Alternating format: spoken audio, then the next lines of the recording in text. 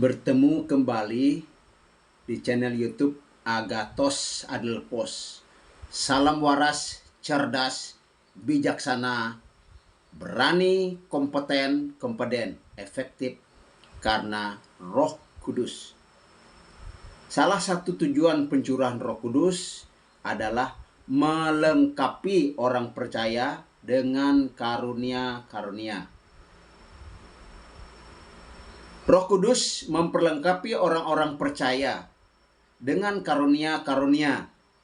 Tetapi karunia-karunia akan berguna, akan efektif jika berdasarkan kasih. Pada materi kali ini adalah kejarlah kasih, pakailah karunia-karunia roh untuk membangun. Dan karunia-karunia itu banyak sekali. 1 Korintus pasal 12 ayat 7 sampai 8, pasal 14 ayat 1. Tetapi kepada tiap-tiap orang dikaruniakan penyataan roh untuk kepentingan bersama. Sebab kepada yang seorang roh memberikan karunia untuk berkata-kata dengan hikmat, dan kepada yang lain roh memberikan karunia berkata-kata dengan pengetahuan. Kejarlah kasih itu dan usahakanlah dirimu memperoleh karunia-karunia roh, terutama karunia untuk bernubuat. Dalam materi yang lalu berturut-turut disajikan atau dibahas tentang karunia Roh Kudus. Dan secara khusus bagian ini hari ini mengenai kejarlah kasih, gunakanlah karunia-karunia untuk membangun. Yang pertama, kejarlah kasih. Roh Kudus memberi karunia-karunia kepada orang percaya. Tujuannya adalah agar memperlengkapi orang-orang percaya bisa melayani dengan lebih efektif. Namun akan menjadi sia-sia, bahkan menjadi kesombongan bagi seseorang yang memiliki karunia, bahkan mungkin banyak karunia yang dimilikinya, jika tidak memiliki praktek kasih Allah atau kasih agape.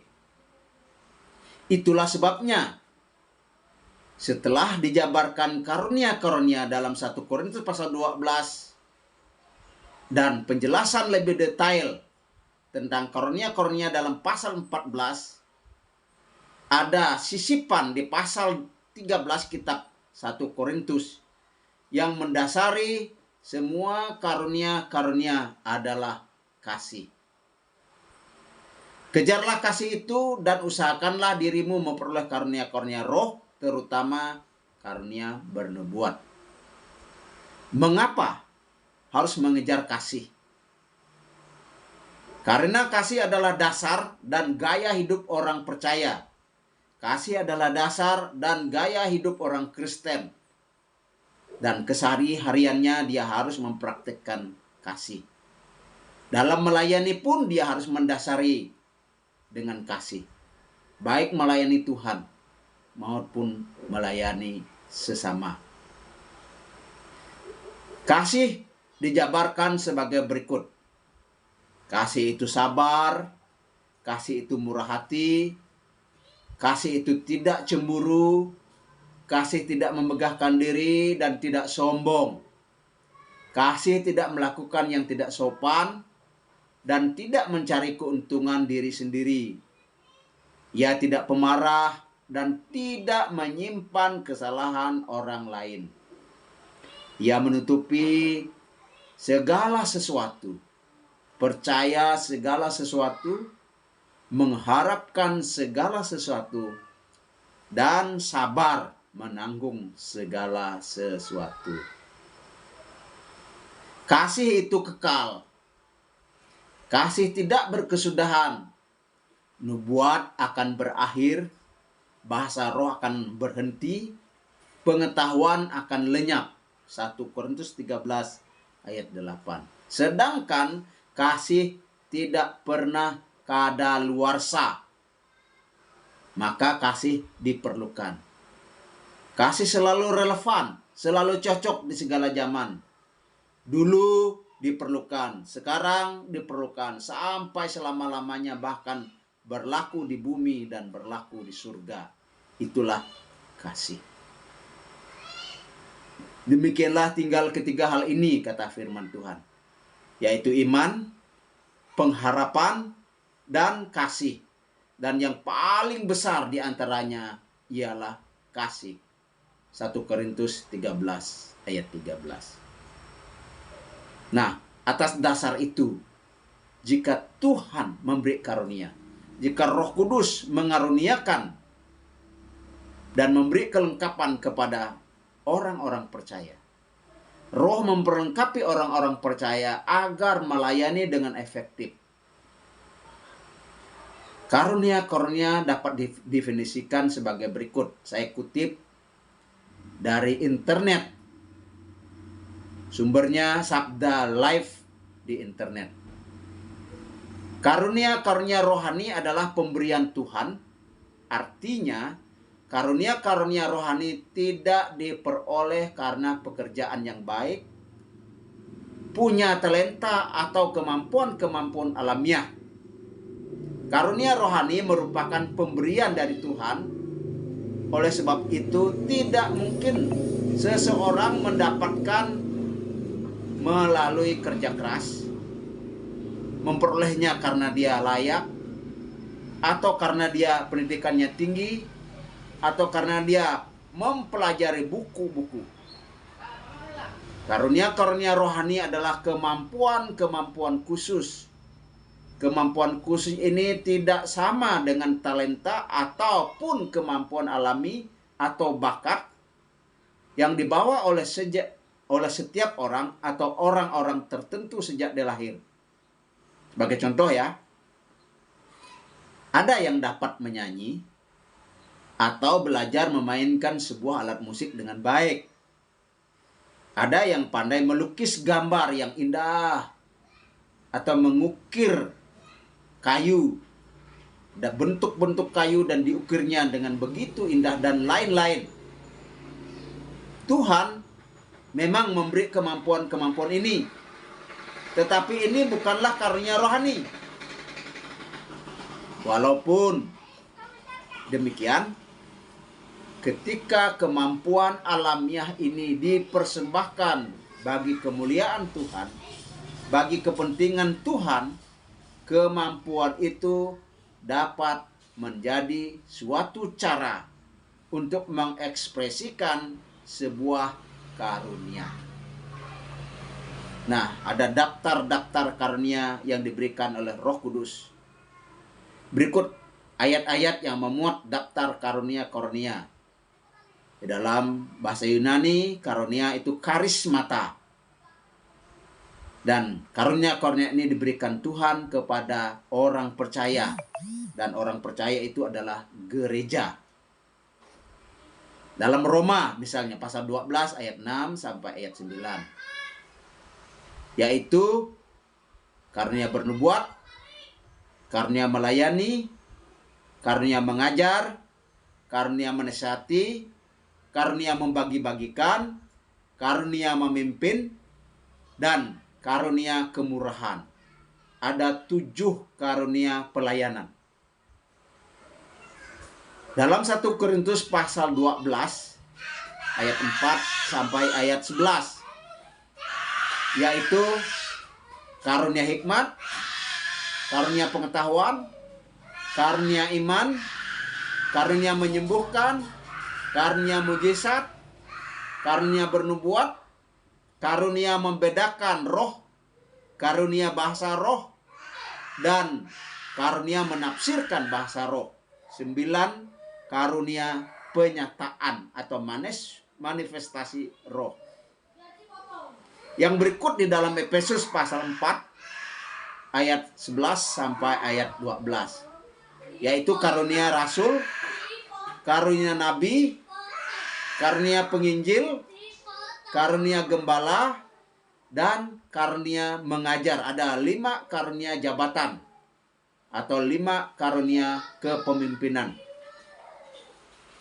Sedangkan dalam 1 Petrus pasal 4 ayat 11, yaitu karunia berbicara atau karunia berkhotbah dan karunia melayani. Ada 2 karunia. Dalam 1 Korintus pasal 12 ayat 28 sampai ayat 30, di sana juga mencatat karunia-karunia. 1, karunia rasul. 2, karunia nabi. 3, karunia mengajar. 4, karunia mujizat. 5, karunia menyembuhkan. 6, karunia melayani. 7, karunia memimpin. Dan untuk berkata-kata dalam bahasa roh. Jadi ada 8 karunia. Saudara-saudaraku yang dikasihi oleh Tuhan, umat Kristen yang saya cintai, hiduplah dalam kasih, milikilah dan terapkanlah kasih setiap hari di dalam hidup kita. Kasih terhadap Tuhan dan kasih terhadap sesama manusia.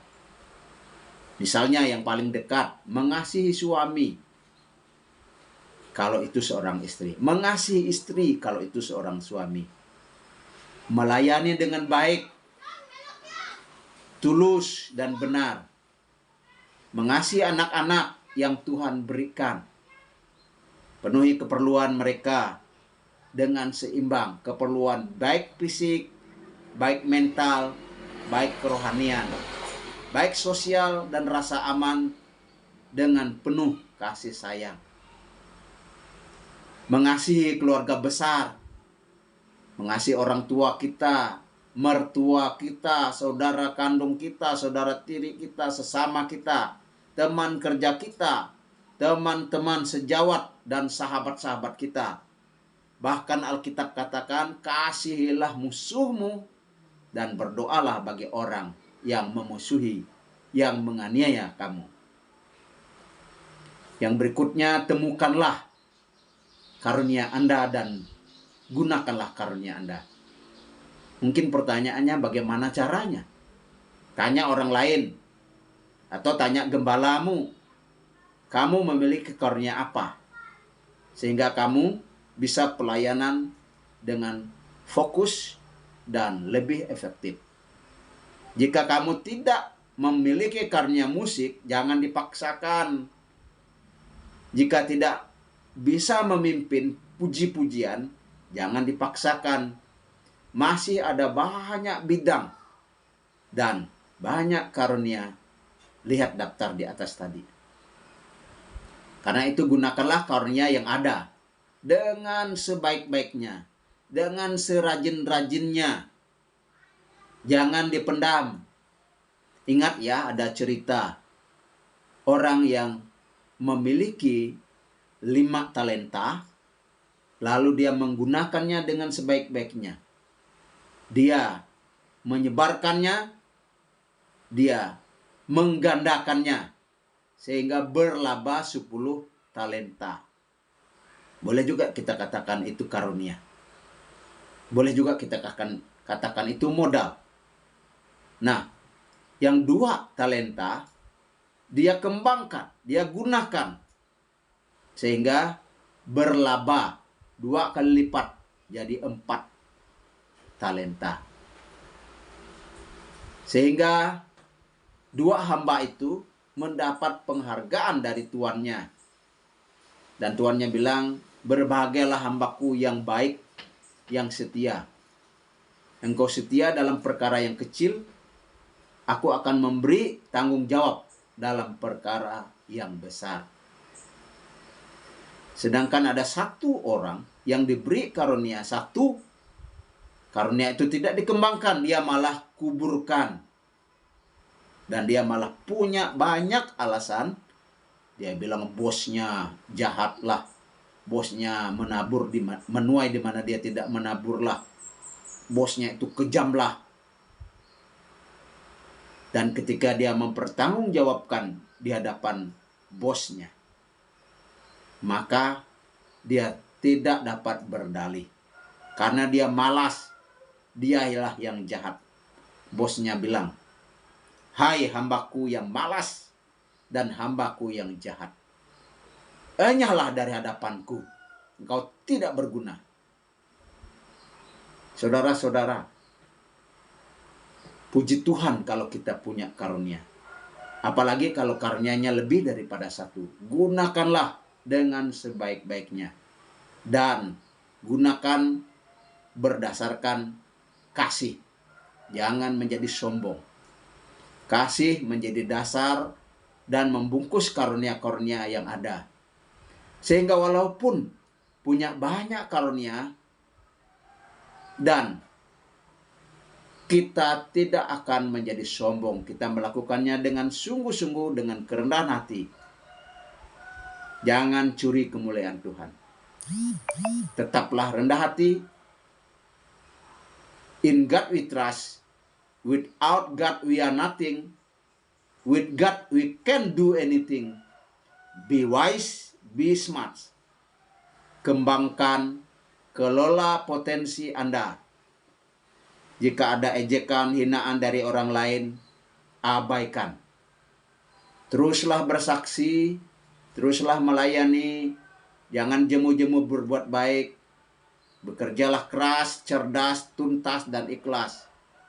Banggalah sebagai orang Kristen. Gunakanlah karunia dengan sebaik-baiknya. Salam waras, cerdas, bijaksana. Terima kasih sudah menonton. Semoga menjadi berkat. Jika jadi berkat, silakan like, share, subscribe. Nantikan seri berikutnya. Tuhan berkati.